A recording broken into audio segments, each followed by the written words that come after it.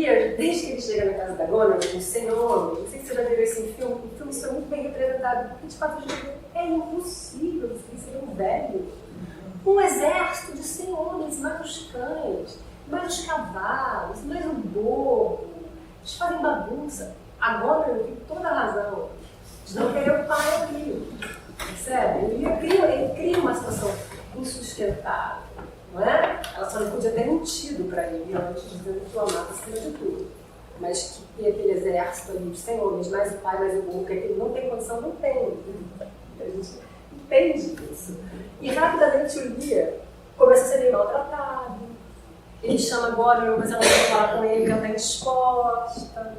Ele acha que ele ainda é rei, porque ele manteve o nome, né? Ele avisou, o nome de rei é meu.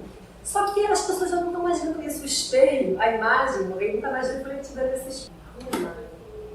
Ele precisa perguntar o criado da dona, o mordomo, que é insuportável, ele está vendo ali, a situação está estranha, manda chamar meu bobo. Aí quando o Oswald chega, que é esse insuportável, ele vai dizer: You sir, you come here, sir. Who am I, sir? Tem uma carteirada. My lady, não é mais rei, não é? Para a maioria dos personagens, o Lear deixa de ser rei no momento em que ele se desinvestiu. Para o Kent, ele continua sendo rei. Para o Gloucester, ele continua sendo rei. Mas agora essa condição da realeza dele é muito dependente da moral de cada um. E aí ele não gosta. My lady's father, aí chama o cara de son of a bitch, horse and dog. Em um outro momento, ainda nessa mesma cena, o Lear não tendo a deferência que ele mereceria ter como rei, ele vai perguntar: alguém aqui me conhece? Você está numa sala de refeições, no refeitório da casa dele. Esse não é o Lear. O Lear anda assim, ele fala assim, onde estão seus olhos? Ou a sua inteligência começa a enfraquecer, ou o seu discernimento está lento, ele falando dele próprio. Eu estou acordando, eu estou despertando. Sim, eu vou ler em inglês, porque de novo, um inglês muito simples, né? E é tão pungente. Who is it that can tell me who I am? Aí o bobo. Deixa barato. Então o Lear, rapidamente, depois da saída do seu castelo, depois de entrar na vida, ele já perde a imagem do espelho, ele já vira a sombra de Lear, ele é o pai da dona da casa, não é? Isso é um processo, ou seja, de despossessão de si, ele vai para essa tempestade, porque quando a alma está em sossego, o corpo é mais sensível, e a tempestade da minha alma apaga em meus sentidos toda outra sensação, senão a que dói aqui, ele bate no peito. A tempestade, ele vai para a tempestade porque ele é a tempestade nesse momento.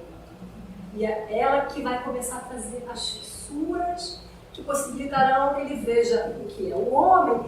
E é tão interessante que quando ele vê o Edgar, ele pergunta se o homem é apenas isso, e ele começa a enxergar os outros. Um pouco antes, na verdade, de encontrar o Edgar, quando ele está ainda, ele está sofrendo os efeitos, ele pergunta: eu me preocupei bem pouco com vocês, ele pensa muito pouco, como a chuva. Talvez ele tivesse sido um mau rei, inclusive, percebe? Então, é interessante que essa contactação do Lear de si como homem possibilita que ele veja os outros. Acho que isso é um ganho do personagem. Em toda a tragédia isso vem tarde demais, não é? O drama, o cerne da tragédia também é isso, né? A tristeza é que a percepção ou a compreensão é tarde, ela já não tem mais, não dá mais tempo. Mas ele tem esse momento de um pouco olhar para os outros, e esse encontro dele com o Edgar é lindo. Eu vou só ler isso e pronto. Pedro vai falar bastante da tempestade, né, Pedro? A tempestade ocupa o terceiro ato todo. E é uma tempestade fundamental, não é? Para todo esse processo do Lear. E esse encontro, então, com o Edgar se dá sob a chuva. E ele fala para o Edgar, imagina, né? Surge uma propília só cobrindo ali o sexo. Estarias melhor na sepultura do que expondo o teu corpo a tais extremos, o teu corpo nu a tais extremos do céu. O homem é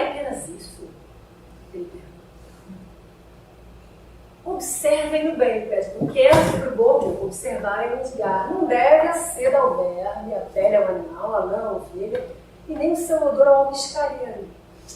Aqui estamos nós três tão adulterados. Tu não, tu vais a própria coisa.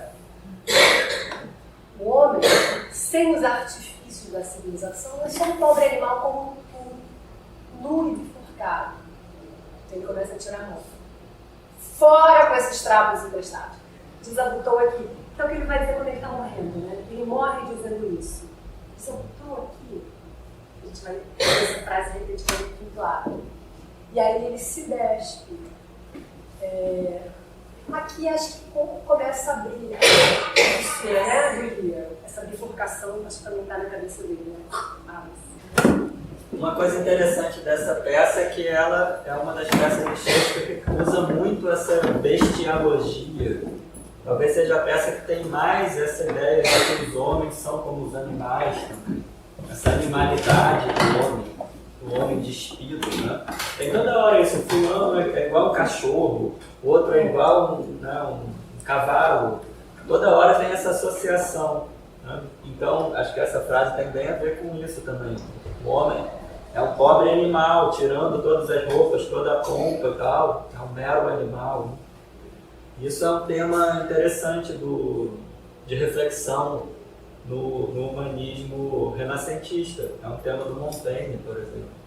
Mas então, eu queria ressaltar essa ideia da tempestade, que é uma ideia muito cara, muito importante para a leitura romântica da peça, né? Ela tem muito a ver com o começo do movimento romântico, né? Que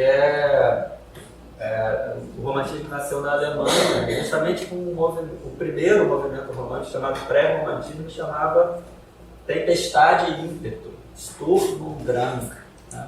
O grande expoente desse movimento era o Goethe, os sofrimentos do jovem Werther, né? Então, nessa segunda metade do século XVIII, a gente tem uma valorização muito grande da apresentação artística do sofrimento. Não é porque é o sofrimento do jovem Werther. E dessa ideia de uma conexão entre Sturm, a tempestade, e Drang, o ímpeto, né? Por isso mesmo o Lear se tornou uma peça muito marcante para o romantismo, porque ele faz essa conexão, né? Ele vai, num momento de derrocada, o que acontece com ele? Ele não pode mais entrar na casa da filha, não pode mais entrar, ele vai parar no meio de uma tempestade, né? Essa tempestade e ele próprio fala isso, né? Minha alma em tempestade me faz sofrer mais do que a própria tempestade, por isso eu posso ficar aqui exposto aos elementos, né? A leitura romântica do Lear, ela está muito baseada numa reflexão moderna, da estética moderna, né? Uma nova teoria da tragédia, que tem a ver com a noção de sublime. É uma noção fundamental da estética moderna, tá? Você tem uma série de autores que fazem essa reflexão sobre o belo e o sublime, especialmente na Inglaterra até.